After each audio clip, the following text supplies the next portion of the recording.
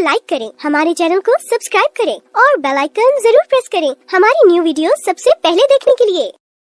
Subscribe करने के बाद ना घंटी बजा देना, ताकि जब भी मैं कोई न्यू वीडियो अपलोड करूं तो तुम्हारे फोन की घंटी भी बजे। Welcome to our YouTube channel. Don't forget to like, subscribe and share the videos. ये वीडियो पर्सनल। हेलो दोस्तों, आप सभी का स्वागत है हमारे यूट्यूब चैनल DSTV ट्रिक पर। मैं विवेक राघव आप सभी लोगों का स्वागत करता हूं, अभिनंदन करता हूं और उम्मीद करता हूं कि आप सभी लोग स्वस्थ होंगे, मस्त होंगे। एक सूचना जो अभी आई कि यूपी पुलिस का जो री एग्ज़ाम है उसकी डेट आ चुकी है। तो डेट दे रखें कि डेट निश्चित हो गई कि 23, 24, 25, 30, 31 अगस्त 2024 को एग्ज़ाम होना है। जो यूपी पुलिस का एग्ज़ाम कैंसिल हो गया था वो एग्ज़ाम आपका 23, 24, 25, 30 और 31 अगस्त को कराया जाएगा। यूपी पुलिस के जो भर्ती निकली थी उसके कुल पद 60,244 पदों पर भर्ती निकाली गई थी उत्तर प्रदेश में। जिसका पेपर कराया गया था वो पेपर आउट हो गया था, जिसे यूपी सरकार ने कैंसिल कर दिया और अब री एग्ज़ाम की डेट उन्होंने दे रखी है और कहा है कि हम एग्ज़ाम 23, 24, 25, 30 और 31 अगस्त को कराएंगे। और देखो, हमने अभी पिछली वीडियो हमने लासा और मासा की बनाई, उसमें मैंने कहा था कि जो डेट है, जो परीक्षा है, वो परीक्षा कभी भी कराई जा सकती है।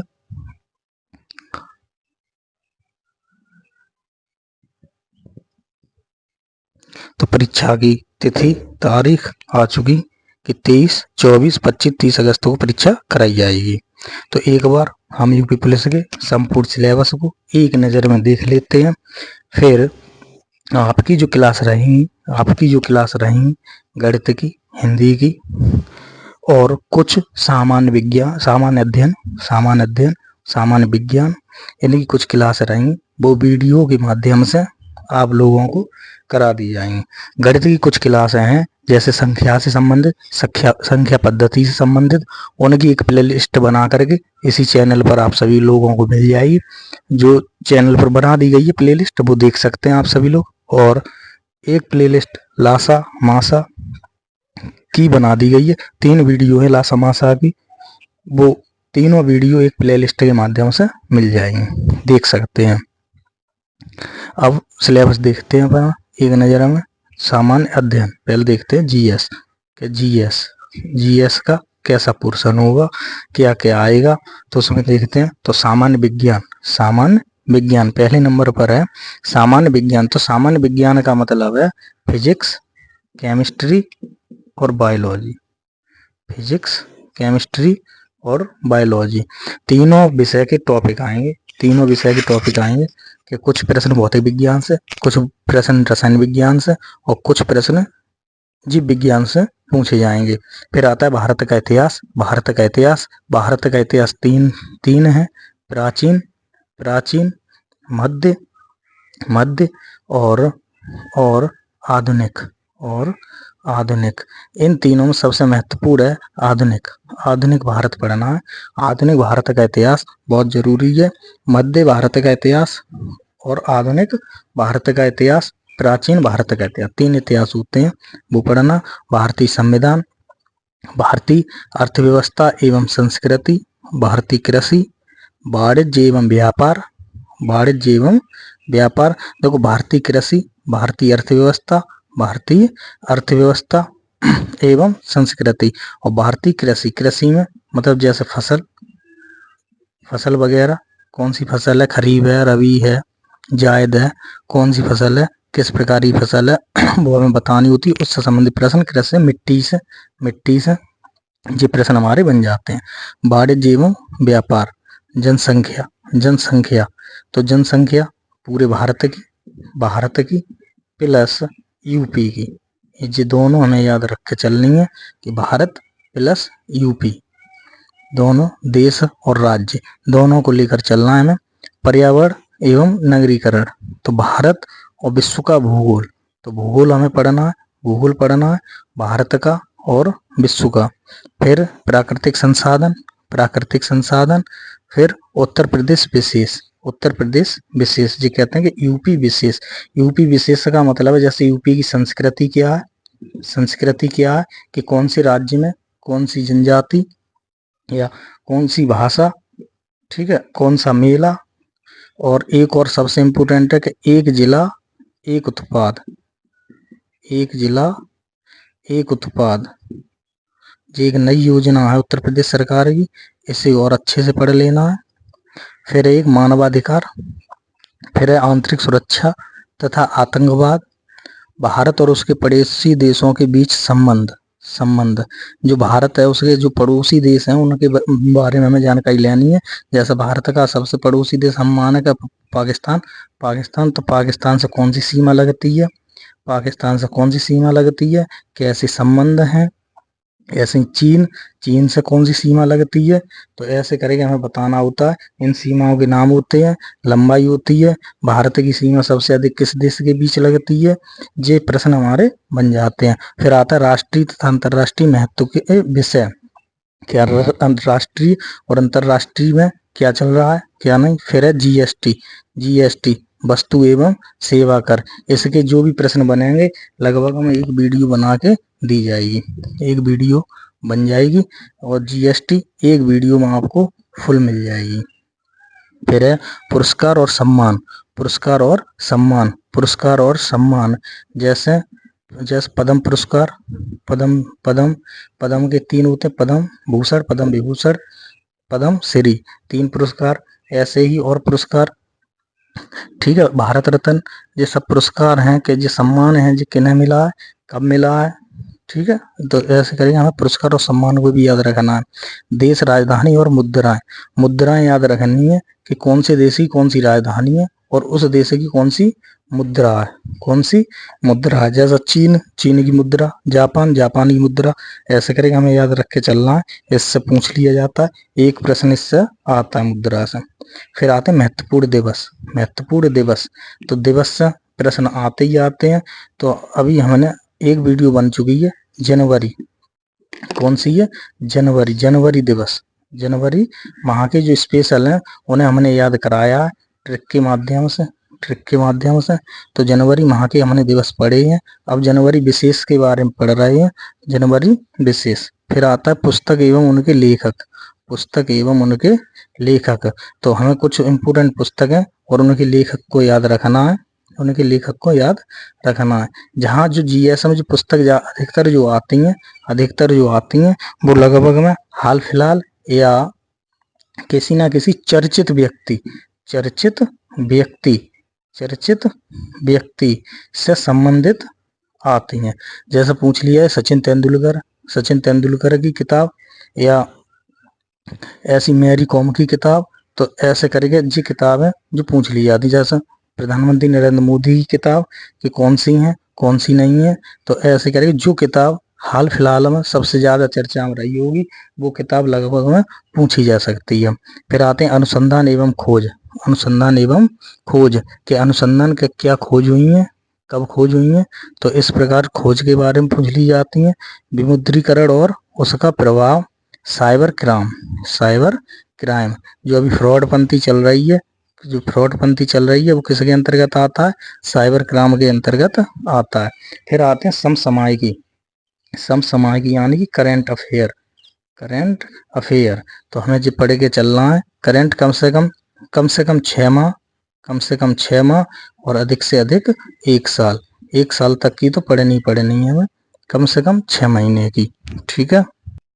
तो ये रहा सिलेबस हमारा सामान्य अध्ययन, सामान्य अध्ययन का। अब सिलेबस देखते हैं हम अपना हिंदी का, हिंदी का कि हिंदी के सिलेबस में क्या आता है क्या नहीं आता है वो अब देख लेते हैं। कि हिंदी, हिंदी की बात करें, हिंदी तो एक चीज़ और है कि जब भी यूपी पुलिस का एग्जाम है, मान लो यूपी पुलिस का एग्जाम है, तो इस समय 2 विषय सबसे ज़्यादा महत्वपूर्ण हैं, एक तो हिंदी, एक हिंदी और एक रीजनिंग, एक रीजनिंग।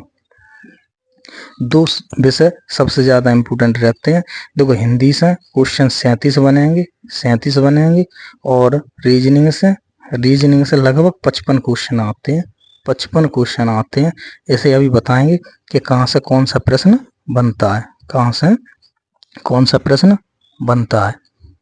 तो देख लेते हैं कि हिंदी की बात करें तो हिंदी वर्णमाला स्वर व्यंजन ऐसे जो वर्णमाला होती है हिंदी की वो हमें याद रखने पड़ते हैं। उच्चारण स्थान ये सब किसमें आता है, वर्णमाला में।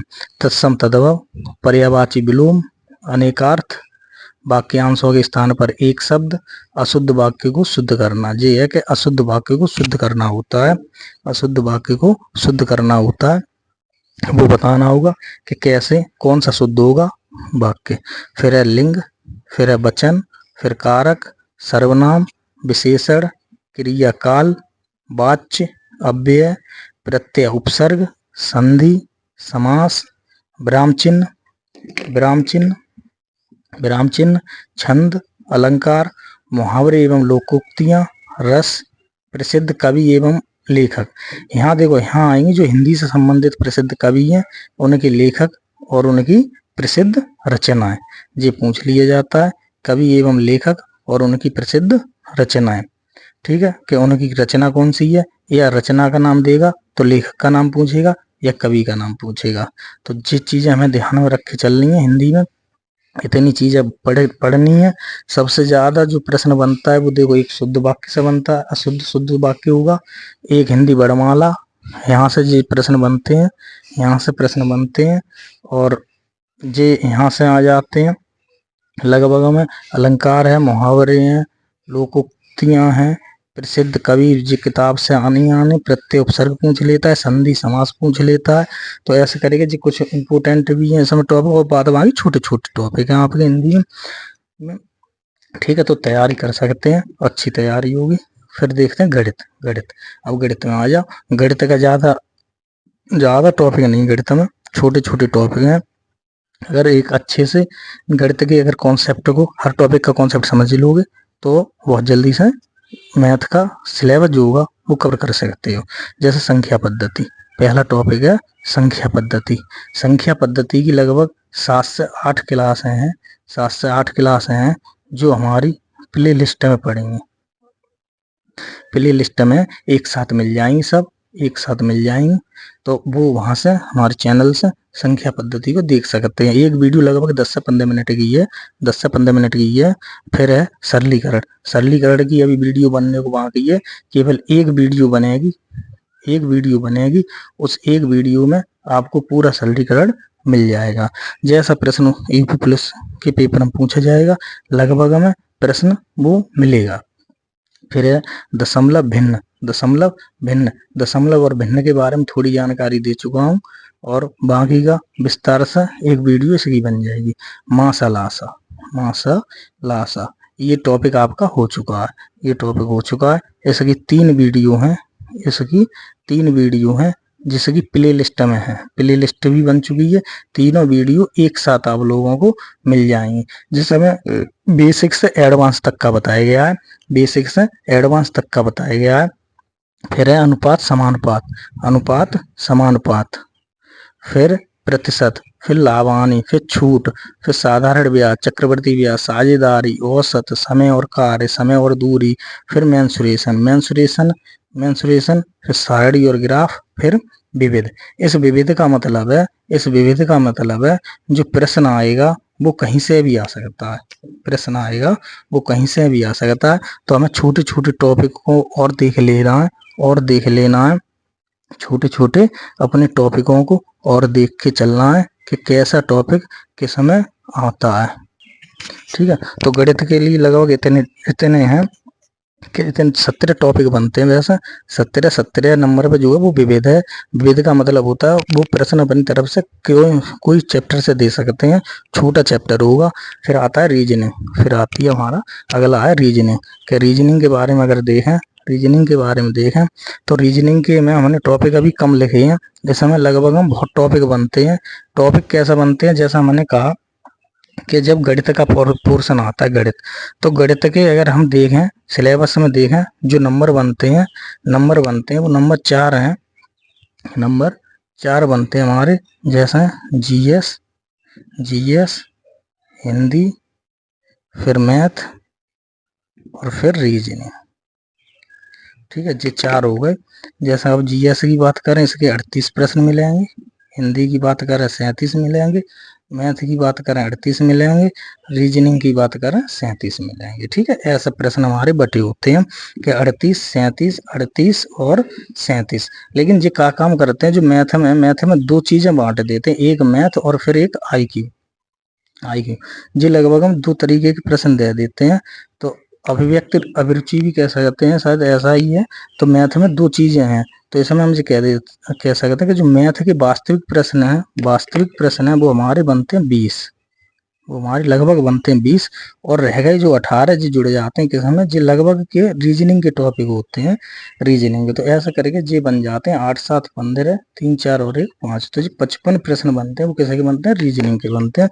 तो जी कह सकते हैं मैथ के जो कुछ टॉपिक हैं, जो मैथ का जब भी सिलेबस आप देखोगे तो एक का और एक खा 2 करके मिलता है, 2 करके पार्ट बनता है।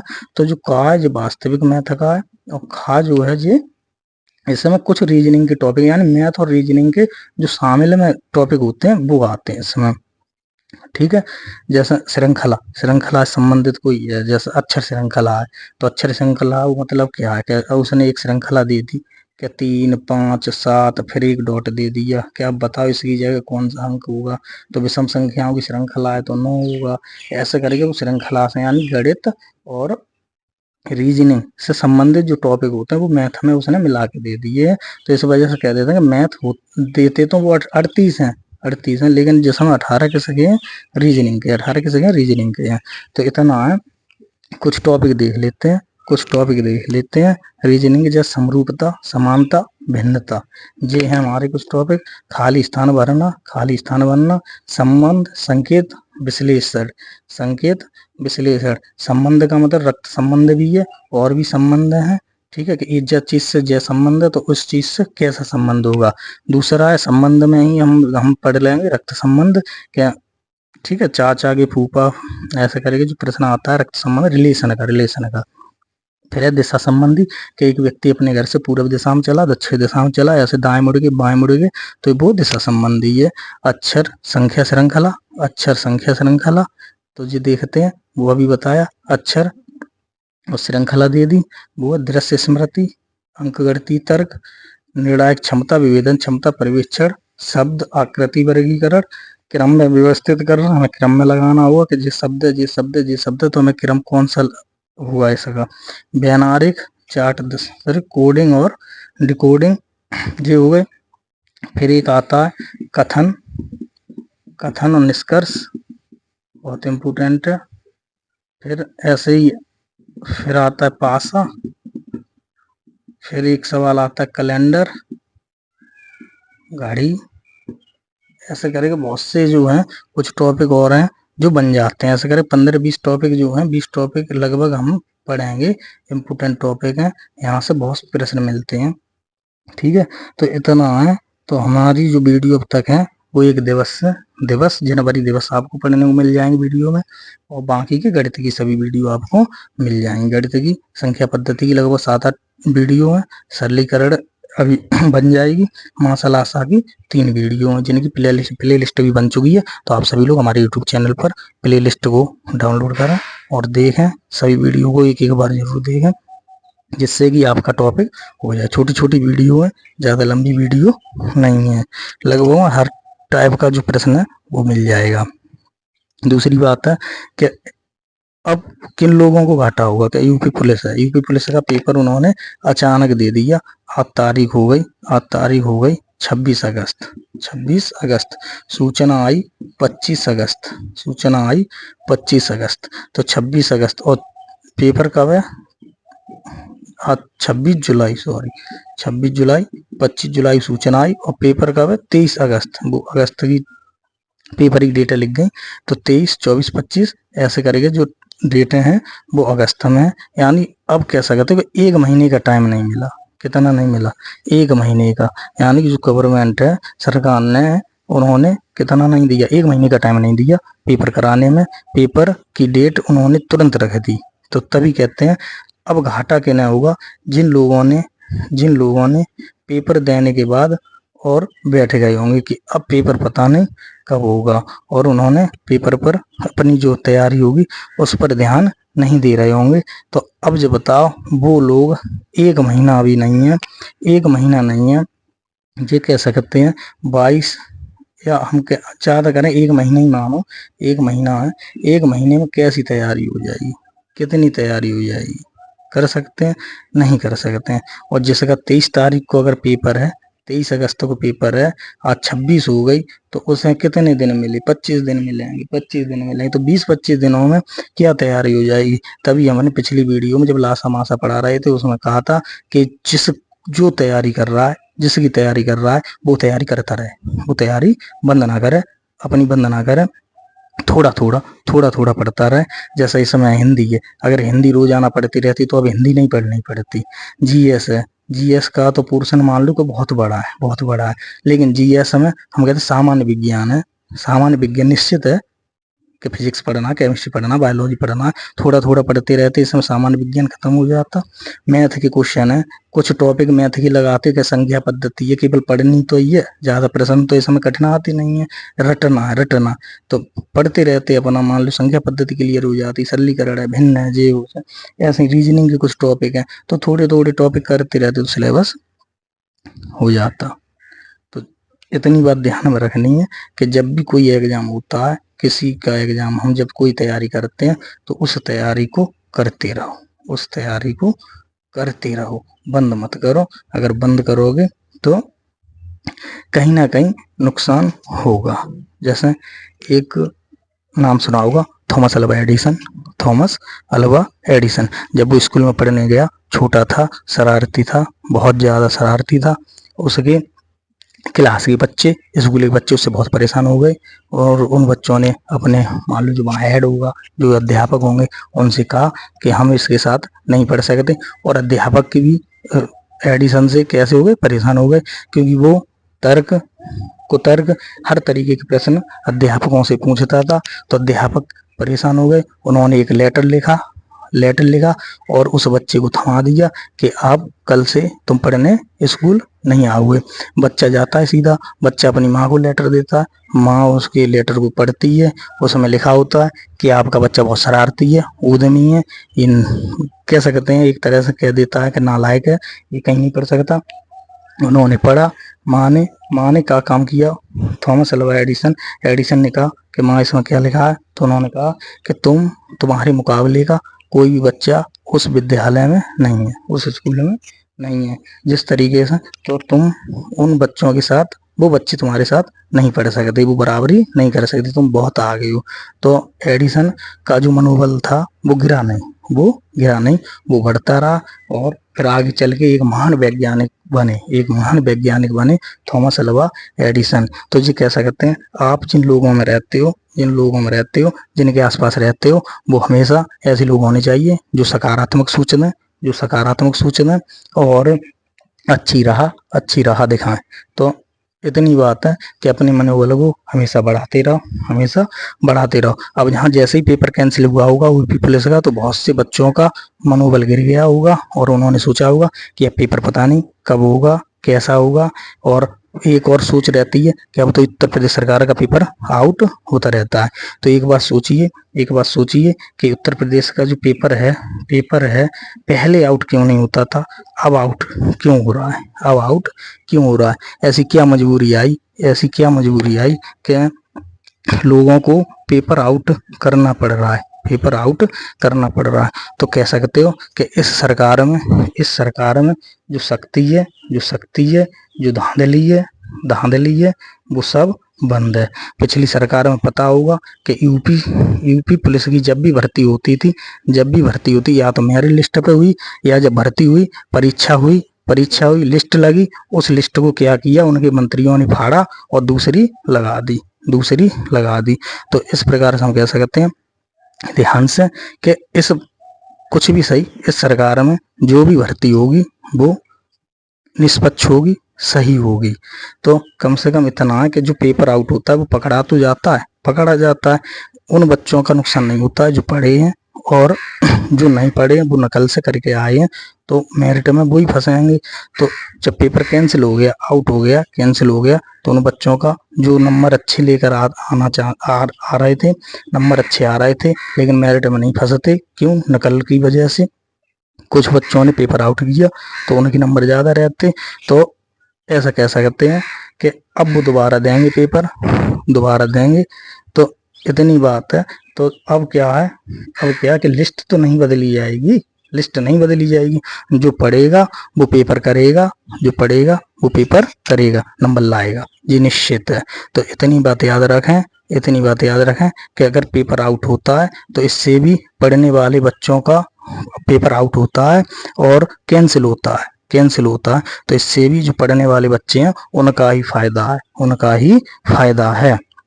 कम से कम जो धांधली होनी थी वो तो रुक जाती है। ठीक है, तो अपनी पढ़ाई को, अपनी तैयारी को नहीं रोकना है, नहीं रोकना है, धीरे धीरे करके अपनी तैयारी को आगे चलाते रहना है। ठीक है, बाकी की अपनी जो क्लास पढ़ने को मिलेगी वो आपको अगली क्लास यूट्यूब के माध्यम से दे दी जाएगी। ठीक है, तब तक के लिए धन्यवाद।